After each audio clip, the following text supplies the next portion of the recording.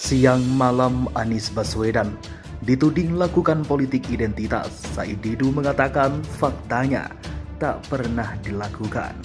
Jadi kekuasaan itu mempermainkan istilah politik identitas, lalu sekarang dia terjebak di situ. Dan itu bahayanya nanti. Jadi sekali lagi ini kekacauan istilah dan dimainkan oleh para buzzer dungu ini kan. Kan buzzer dungu ini yang walaupun bergelar sarjana doktor, dia nggak paham the thing called politics of identity atau politics of recognition. Dia pakai itu justru untuk melucuti atau menggeser Anies Baswedan sebetulnya. Jadi semua hal sebetulnya jadi konyol karena konsepnya buruk. Itu pentingnya berpikir sebelum kerja. Punya pikiran-pikiran yang tidak hanya mengadu domba, teradu domba, saling menghasut satu sama lain, terjebak pada polarisasi pemikiran identitas dengan terminologi yang menyesatkan satu sama lain. Saya harus nyatakan, kita juga tidak mau itu. Kita mau pemilu jalan, tapi pikiran-pikiran yang saling menguatkan, saling membesarkan hati, menjauhkan juga daripada perasaan jealousy, cemburu, sirik, dengki, khianat, tekanan demi tekanan yang dilakukan, ya kan? Oleh satu orang yang tidak suka pada orang lain. Itulah yang harus kita hadapi dan kita nyatakan stop. Apakah ada bukti bahwa yang ditudingkan menemukan pembuktiannya?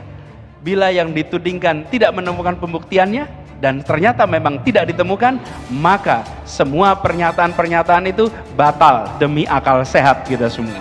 Tujuan utama dari para pihak ini adalah membuat koalisi ini tidak cukup, membuat Anies tidak bisa maju sebagai calon presiden, dan kita hanya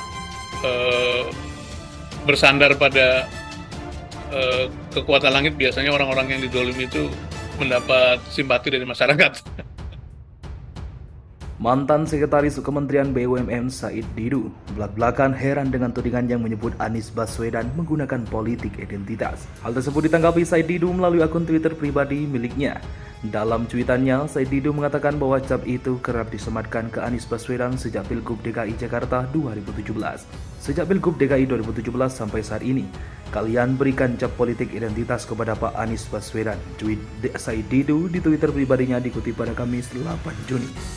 Padahal menurut Said Didu, tudingan tersebut tak pernah terbukti dilakukan oleh mantan Gubernur DKI Jakarta tersebut. Alih-alih dilakukan Anies, Said Didu menilai mereka yang melemparkan tudingan itulah yang melakukan politik identitas. Padahal faktanya beliau tidak pernah melakukan hal tersebut, sementara kalianlah yang melakukan politik identitas. Jelasnya, mantan orang pemerintah tersebut menduga bahwa ada maksud lain dari tudingan politik identitas kepada Anies, yang menduga bahwa hal tersebut sengaja melontarkan untuk memojokkan mayoritas. Sepertinya hal yang tersebutnya dilakukan adalah menurut untuk memojokkan kelompok mayoritas, tanda Said Didu. Disebut dapat iming-iming tinggalkan koalisi, jubir mengatakan tak ubah keputusan PKS, dukung Anies. Jakarta, Kompas.com.